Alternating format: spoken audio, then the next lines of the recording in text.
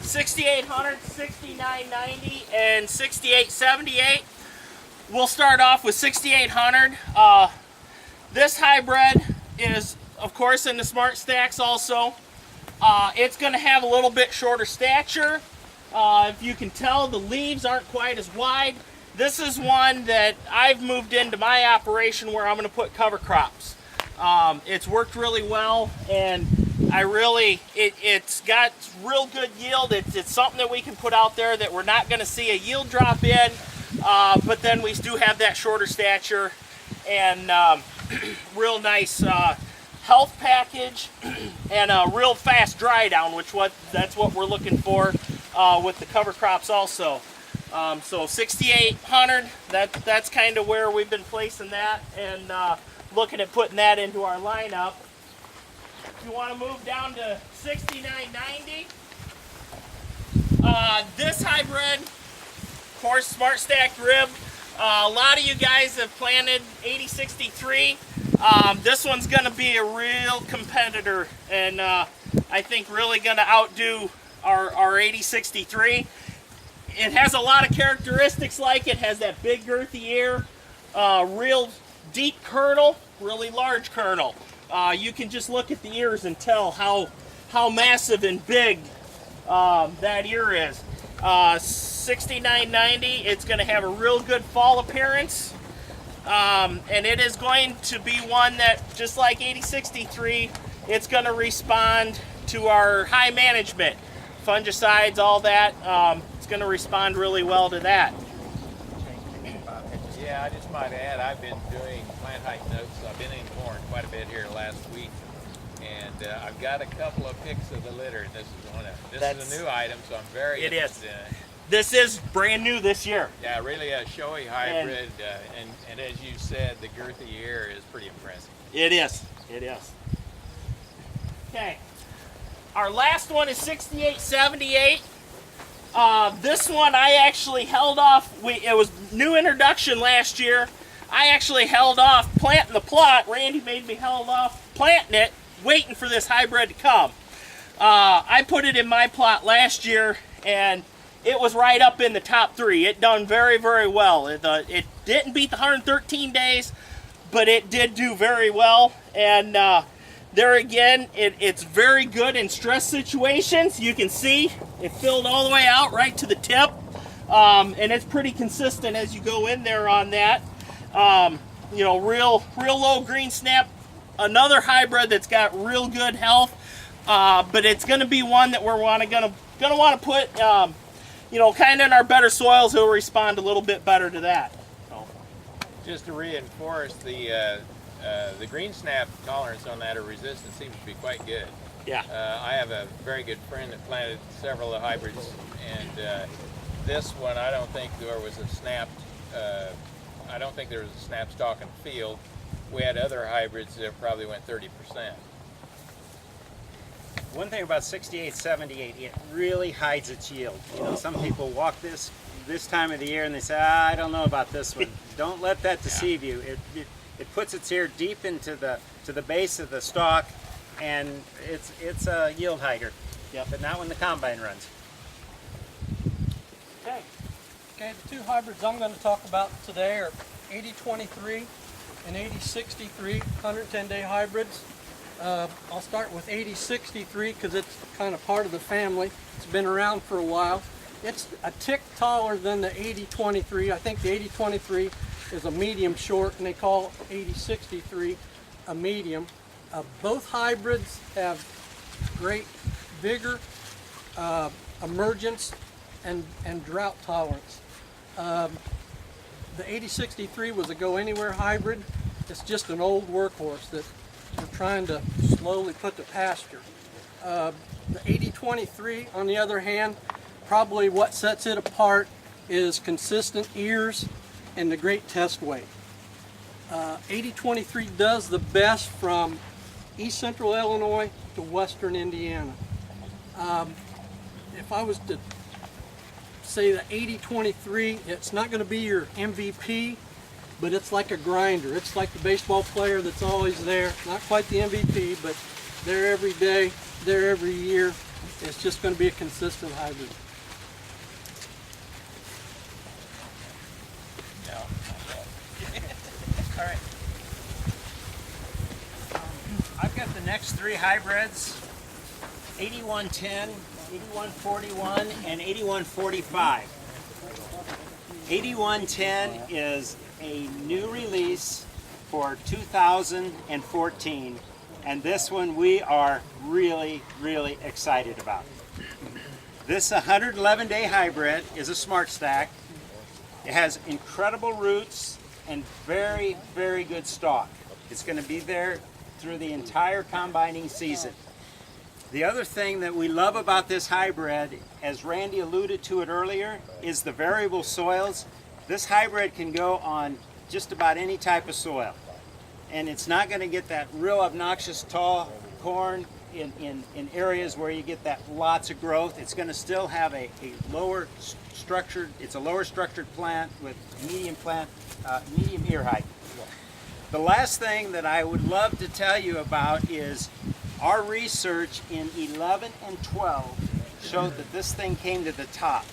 And I think everybody's interested in hybrids that do really well in those drought and tough, challenging years. So 8110 is the new release that we are extremely excited about, and I think it should be in everybody's lineup. 8141 is a VT Triple Pro. Bob, did you have any thoughts on 8110? I'm watching that hybrid with great interest. It hasn't emerged from the pack in what I'm looking at, but it's going to be a contender. Okay.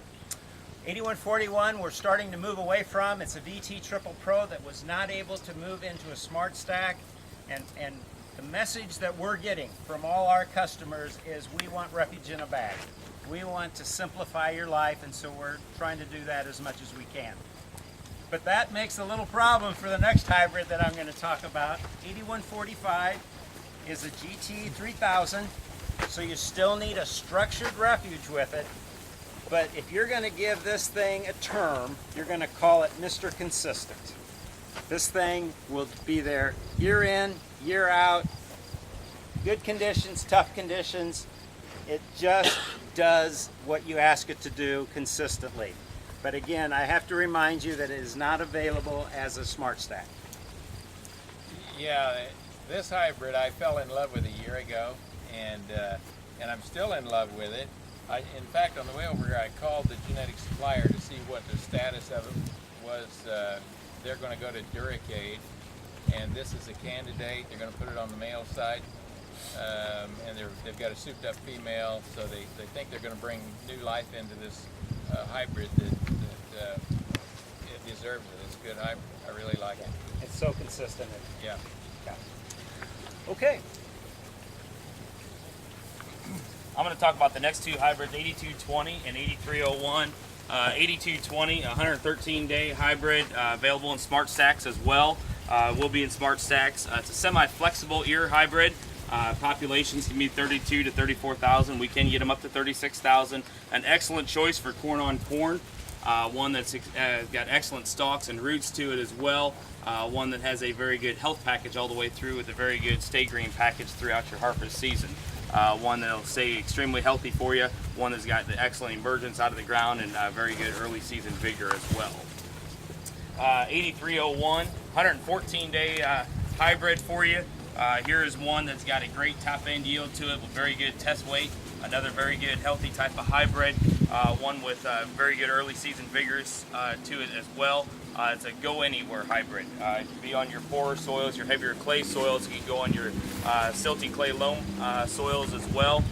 Here's one that is more of a determinate ear, so we'll want to keep your pops up just to tick on it, 34 to 35,000 onto your determinate ear structure. But one that we're extremely excited on too of the health package, the early season vigor to it, and the great test weight and great grain quality behind it as well.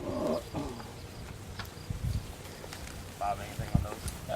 Not on those. I'm waiting for the hero.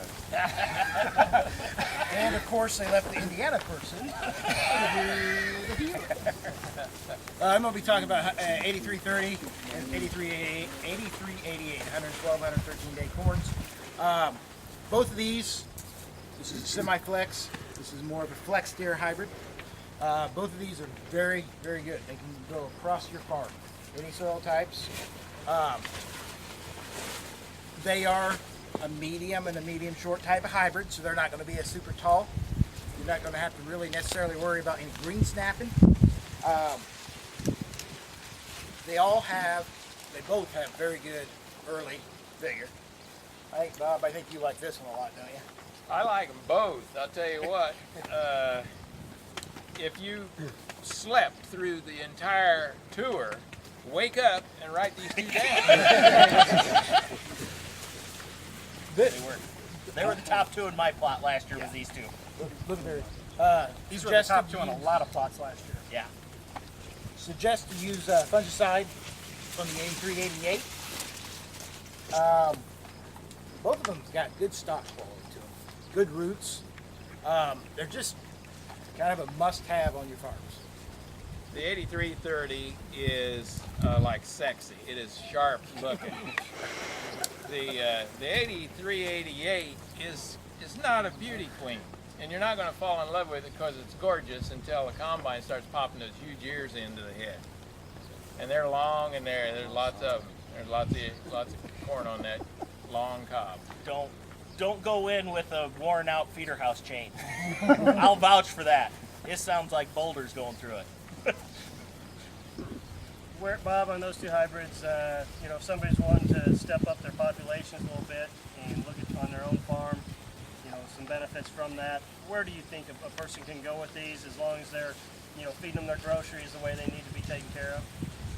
I can only guess right now. We actually are doing population trials this year on 4 locations, and we'll have some hard data.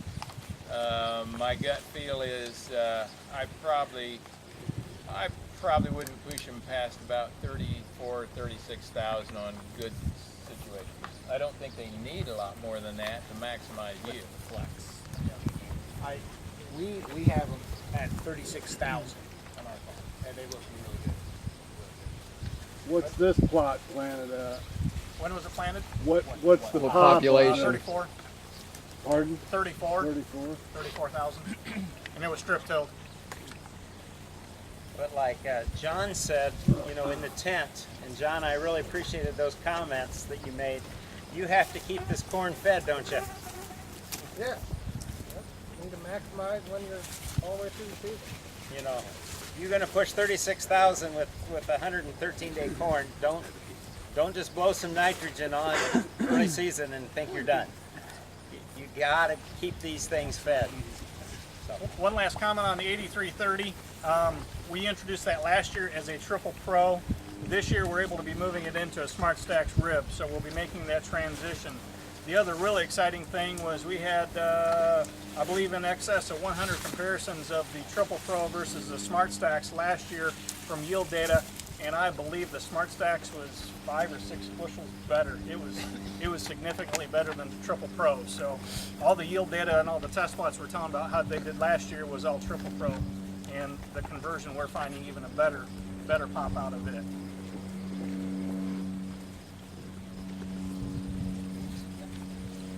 Go through the corn, then through there, and we'll head just right across the driveway to the tent over there in that area, and we'll go through the soybeans.